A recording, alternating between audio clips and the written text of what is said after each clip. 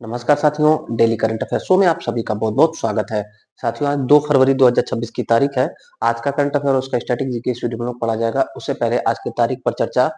2 फरवरी साथियों, आज है रामसर दिवस। 2 फरवरी रामसर दिवस है। इसे आर्द्रभूमि दिवस भी कहा जाता है। क्यों मनाया जाता है, क्या है, सब डिटेल देखिएगा। ईरान देश के ईरान देश के रामसर शहर में ईरान देश के रामसर शहर में 2 फरवरी 1971 ईस्वी को एक सम्मेलन होता है। इसीलिए इसे रामसर सम्मेलन कहा जाता है। ये सम्मेलन हुआ था आर्द्र भूमि या नम भूमि के संरक्षण के लिए। आर्द्र भूमि या नम भूमि के संरक्षण के लिए अंग्रेजी में इसे कहा जाता है वेटलैंड।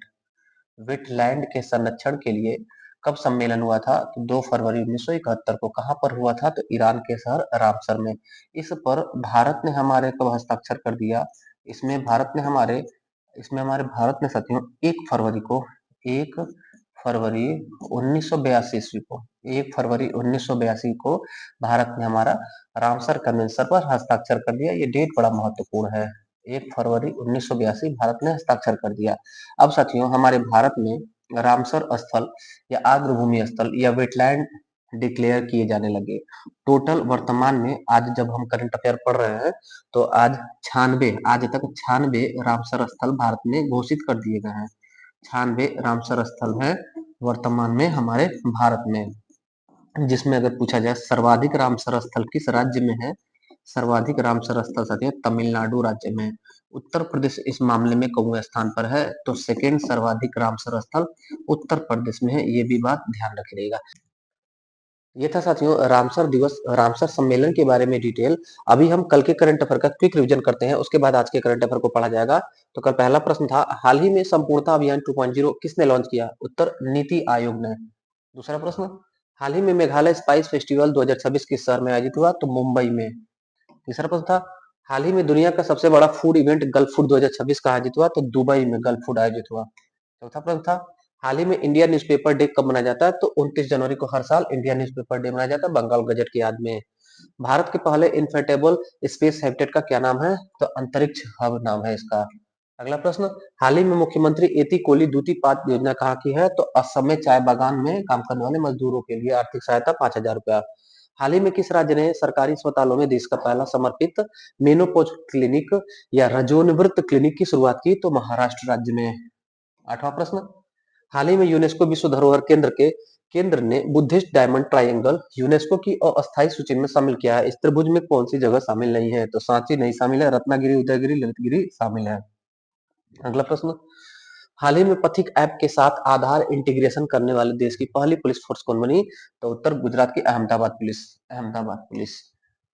10वां प्रश्न, हाल ही में आर्थिक सर्वेक्षण 2025-26 के अनुसार वित्त वर्ष 2027 में भारत की संभावित जीडीपी ग्रोथ रेट कितनी रहने का अनुमान है? तो उत्तर हो जाएगा सी, 6.8 टू 7.2%। अगला प्रश्न, यूरोपीय यूनियन ने किस देश के आईआरजीबी को आतंकी संगठन घोषित किया? तो आईआरजीबी ईरान का एक संगठन है, इसे यूरोपियन यूनियन ने आतंकी संगठन घोषित कर दिया। 12वां प्रश्न, एविएशन प्रमोशन के लिए बेस्ट स्टेट अवार्ड किस राज्य को मिला? तो उत्तर हो जाएगा उत्तराखंड में। अगला, चर्चा में रहा प्रज्ञा एआई क्या है? प्रज्ञा एआई साथियों ओएनजीसी का एक एआई डिजिटल प्लेटफॉर्म है। 14वां प्रश्न था, भारत का पहला एआई पावर्ड विश्वविद्यालय किसके सहयोग से लॉन्च हुआ? तो उत्तर हो जाएगा उपर्युक्त सभी, चौधरी चरण सिंह विश्वविद्यालय, गूगल क्लाउड और कौशल विकास मंत्रालय, ये तीनों ने मिल करके मेरठ में भारत का पहला एआई पावर्ड विश्वविद्यालय शुरू किया। ये था साथियों कल के करंट अफेयर का क्विक रिवीजन। अब पढ़ते हैं आज के करंट अफेयर को। आज का पहला प्रश्न पूछा गया है, हाल ही में रुद्र सशस्त्र हेलीकॉप्टर उड़ाने वाली भारतीय सेना की पहली महिला पायलट कौन बनी? उत्तर हो जाएगा डी, हंसजा शर्मा। हंसजा शर्मा हमारी सेना के अधिकारी हैं साथियों। इन्होंने रुद्र नामक जो सशस्त्र हेलीकॉप्टर है इसको उड़ाने वाली पहली महिला सेना के अधिकारी हो गई, हंसजा शर्मा। उत्तर हो जाएगा डी। बाकी डिटेल देखिएगा। सिमरन बाला साथियों गणतंत्र दिवस परेड पर सेना की टुकड़ी जो थी उसका नेतृत्व करने वाली पहली महिला हो गई। सिमरन बाला सीआरपीएफ सैन्य टुकड़ी का नेतृत्व करने वाली पहली महिला। काम्या कार्तिकेयन, ये सातों महाद्वीपों के सर्वोच्च चोटी और दक्षिणी ध्रुव पर जाने वाली दुनिया की पहली महिला और भारत की भी पहली महिला संगीता बरुआ के बारे में साथियों, प्रेस क्लब ऑफ इंडिया की पहली महिला प्रमुख बनी है। प्रेस क्लब ऑफ इंडिया की पहली महिला प्रमुख। तो ये चारों जो है साथियों बड़ा महत्वपूर्ण नाम है, चारों पहली पहली। फिर से देख लेते हैं। सिमरन बाला सीआरपीएफ, 26 जनवरी गणतंत्र दिवस पर सीआरपीएफ की टुकड़ी का नेतृत्व करने वाली पहली महिला हो गई। काम्या कार्तिकेयन, सातों महाद्वीपों के सर्वोच्च चोटी पर चढ़ने वाली और दक्षिणी ध्रुव में जाने वाली पहली महिला। Sangeeta Barua press club of India की पहली महिला प्रमुख बनी है। और हंसजा शर्मा रुद्र सशस्त्र हेलीकॉप्टर उड़ाने वाली भारतीय सेना की पहली महिला पायलट हो गई। दूसरा प्रश्न पूछा गया है, हाल ही में ग्लोबल सॉफ्ट पावर इंडेक्स 2026 में शीर्ष पर कौन है? ग्लोबल सॉफ्ट पावर इंडेक्स 2026 जारी किया गया है ब्रांड फाइनेंस के द्वारा। इसमें शीर्ष पर है अमेरिका। अमेरिका को फर्स्ट रैंक पर रखा गया है ग्लोबल सॉफ्ट पावर इंडेक्स 2026 में। ये साथियों ये एक सैन्य पावर जैसे होता है शक्ति के मामले में, वैसे ही अपने देश में लोगों को सांस्कृतिक, सामाजिक और अन्य कई तरीकों से आकर्षित करने के मामले में इंडेक्स जारी किया गया है ग्लोबल सॉफ्ट पावर इंडेक्स। इस मामले में संयुक्त राज्य अमेरिका पहले स्थान पर, सेकंड पर चाइना, थर्ड पर जापान और हमारा भारत 32वें स्थान पर है। ध्यान रखें। और रिपोर्ट किसका है? तो ब्रांड फाइनेंस का रिपोर्ट है। ब्रांड फाइनेंस ने इस रिपोर्ट को जारी किया है। तीसरा प्रश्न देखते हैं। हाल ही में HAL ने किस देश की यूनाइटेड एयरक्राफ्ट कॉरपोरेशन के साथ SJ-100 वाणिज्यिक विमान के उत्पादन के लिए समझौता किया? उत्तर हो जाएगा साथियों, उत्तर हो जाएगा हमारा रूस। उत्तर हमारा रूस। देखिए साथियों, कल एग्जाम हुआ यूपी में जूनियर असिस्टेंट का, उसमें भी इसी प्रकार का एक प्रश्न पूछा गया था। प्रश्न क्या था देखिएगा, राफेल एम जो विमान है वो भारत हमारा किस देश से खरीदता है? तो राफेल डसाल्ट एविएशन फ्रांस की कंपनी से खरीदता है। और ऐसे ही साथियों ये SZ-100 यानी कि सुखोई J-100 ये रूस से खरीदा जाता है, रूस बना करके हमें देता है साथियों। तो हाल ही में हिंदुस्तान एरोनॉटिक्स लिमिटेड ने देश की यानी रूस देश की यूनाइटेड एयरक्राफ्ट कॉरपोरेशन के साथ SJ-100 वाणिज्यिक विमान के उत्पादन के लिए समझौता किया है। इसने किया है HAL ने। HAL के बारे में 1940 में इसका गठन हुआ। बेंगलुरु में इसका हेडक्वार्टर है। और साथियों ये हमारे भारत का 14वां महारत्न कंपनी बना। और इसके वर्तमान में प्रमुख हैं डी के सुनील साहब। अगला प्रश्न देखते हैं। हाल ही में पैमाना पोर्टल को किसने लॉन्च किया है? पैमाना पोर्टल लॉन्च किया गया है सांख्यिकी एवं कार्यक्रम कार्यान्वयन मंत्रालय के द्वारा। सांख्यिकी एवं कार्यक्रम कार्यान्वयन मंत्रालय ने पैमाना पोर्टल को अभी हाल ही में लॉन्च किया है। इसका उद्देश्य है परियोजनाओं में देरी रोकना, पारदर्शिता बढ़ाना और रियल टाइम डाटा द्वारा तेजी से निर्णय लेना। महत्वपूर्ण इसमें क्या है, एक चीज ध्यान रखिएगा। पैमाना पोर्टल को लॉन्च किया सांख्यिकी एवं कार्यक्रम मंत्रालय ने। इसमें कहा गया है कि 150 करोड़ रुपए से अधिक का कोई भी निर्माण होगा हमारे देश में, और संरचनात्मक निर्माण होगा, इंफ्रास्ट्रक्चर डेवलप होगा, चाहे रेल, चाहे सड़क, चाहे पुल, कुछ भी बनेगा 150 करोड़ रुपए से ज्यादा की संपत्ति का, तो उसको पैमाना पोर्टल पर शो करना होगा, जिससे आम नागरिकों को इसकी जानकारी मिले कि कितना जो है इसमें पैसा लगा है, कितना खर्च हुआ है। इसके ट्रांसपेरेंसी के लिए इसको किया गया है पैमाना पोर्टल को सांख्यिकी कार्यान्वयन मंत्रालय द्वारा। 150 करोड़ का क्राइटेरिया याद रखे रहिएगा। अगला प्रश्न, पांचवा प्रश्न देखते हैं। हाल ही में किसने अपने स्वदेशी पनडुब्बी नरवाल का पहला समुद्री परीक्षण सफलतापूर्वक पूरा किया? नरवाल का संबंध ताइवान से है। ताइवान। नरवाल क्या है? चर्चा में रहा। नरवाल क्या है? तो नरवाल साथियों पनडुब्बी है। किस देश ने अपना पनडुब्बी बनाया? ताइवान ने। ताइवान, इसका पुराना नाम फार्मोसा और फार्मोसा द्वीप भी है साथियों। ताइवान एक द्वीप है, आइलैंड वाला देश है।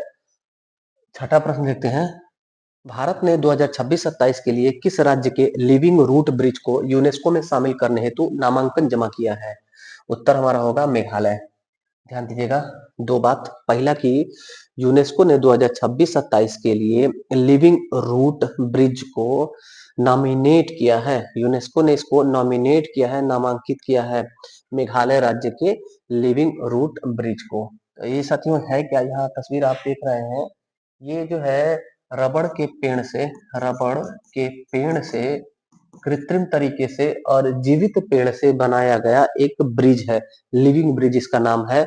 ये साथियों कहाँ पर है, ये मेघालय में, और मेघालय में कई गांव में और कई जिलों में यह देखने को मिलता है कि रबड़ का पेड़ है और उस पेड़ की शाखा को गाइड करके उससे निर्माण किया गया है इस ब्रिज का। तो ये साथियों मानव और पर्यावरण का एक अद्भुत उदाहरण है। क्या नाम है इसका, लिविंग रूट ब्रिज। कहाँ पर, मेघालय में। क्यों चर्चा में, तो यूनेस्को ने इसको नामांकित किया है, नॉमिनेट किया है 2026-27 के लिए।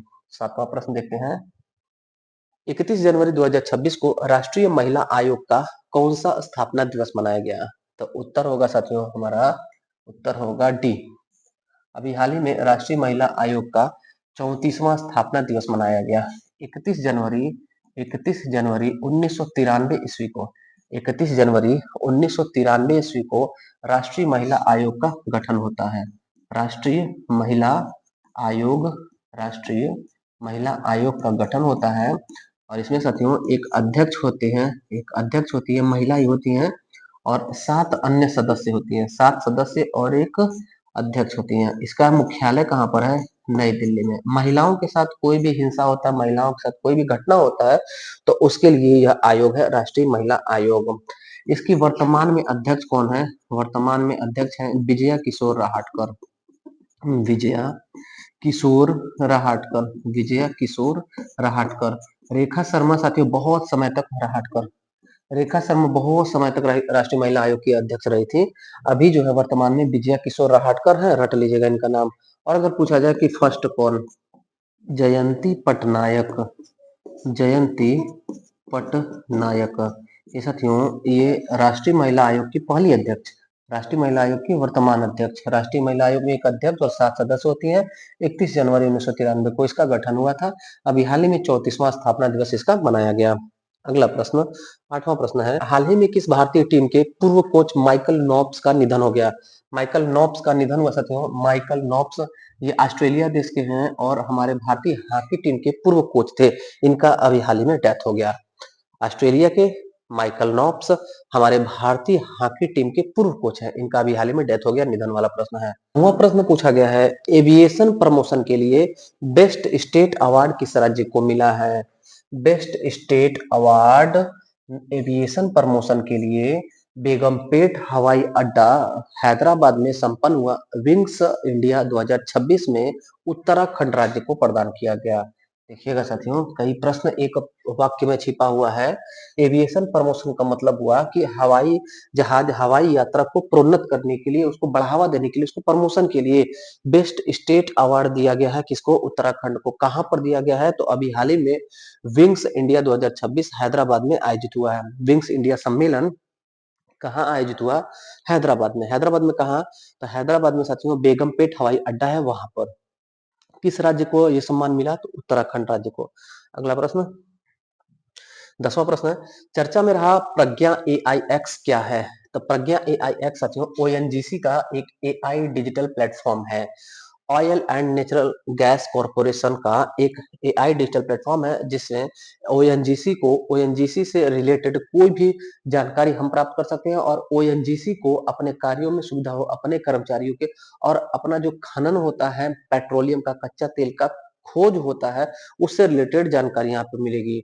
तो ONGC का काम क्या होता है साथियों, ONGC हमारे देश की महारत्न कंपनी है, महारत्न कंपनी है और इसका काम होता है तेल व कच्चा तेल और गैस का जो खदान होता है उसको खोजना, कुआं होता है उसको खोजना, जिसका सोर्स होता है, स्रोत होता है, उसको खोजना है। जैसे साथियों यूपी में अभी हाल ही में किस जिला में, बलिया जिला में तेल का भंडारण प्राप्त हुआ है। यूपी में बलिया में साथियों, यूपी में बलिया में तेल का भंडारण प्राप्त हुआ है। तो ये जो है जिम्मेदारी किसको दी गई है, ONGC को दी गई है। आगे देखिएगा, भारत की सबसे बड़ी ऊर्जा अन्वेषण कंपनी ONGC है, इसी का AI डिजिटल प्लेटफॉर्म। ONGC का गठन हुआ 1956 में। ONGC का हेडक्वार्टर है नई दिल्ली और ONGC हमारे देश की महारत्न कंपनी है। अगला प्रश्न, भारत का पहला एआई पावर्ड विश्वविद्यालय किसके सहयोग से लॉन्च हुआ? ये भारत का पहला है तो महत्वपूर्ण हो जाता है साथियों। क्या है ये? आर्टिफिशियल इंटेलिजेंस पावर्ड विश्वविद्यालय भारत का पहला। ये अभी हाल ही में चौधरी चरण सिंह विश्वविद्यालय मेरठ में है, वहां पर गूगल क्लाउड और कौशल विकास मंत्रालय के सहयोग से शुरू हुआ है। इसका मतलब इस प्रश्न का उत्तर हो जाएगा डी, उपर्युक्त सभी। तीनों ने मिल करके साथियों, चौधरी चरण सिंह विश्वविद्यालय, गूगल क्लाउड और कौशल विकास एवं उद्यमिता मंत्रालय ने मिलकर के भारत का पहला एआई पावर्ड विश्वविद्यालय लॉन्च किया है। ये विश्वविद्यालय होगा कहाँ पर? तो यहाँ पर चौधरी चरण सिंह विश्वविद्यालय मेरठ में यह एआई पावर्ड विश्वविद्यालय होगा। थोड़ा सा डिटेल देखते हैं। देश में शैक्षणिक और प्रशासनिक क्षेत्रों में व्यक्तिगत और परिणाम आधारित सीखने की व्यवस्था करेगा। सीखने साथियों, सीखने ऐसे लिखा जाएगा, और सिखाने जब लिखा रहेगा, सिखाने तो ऐसे लिखा जाएगा, सीखने सिखाने। वर्तनी और मात्रा अशुद्धियों पर थोड़ा सा ध्यान दीजिएगा, बहुत छोटी चीज होती है लेकिन हम अक्सर उसको ध्यान नहीं देते हैं और परीक्षा में हमारे वर्ड पावर में पूछा जाता है तो गलत कर देते हैं। तो साथियों, आज 11 करंट अफेयर था। आज 11 करंट अफेयर। कैसा लगा आज का क्लास? फीडबैक जरूर दीजिएगा, कोई डाउट होगा तो कमेंट जरूर करिएगा। बाकी मिलते हैं फिर अगली क्लास में, तब तक के लिए धन्यवाद। जय हिंद।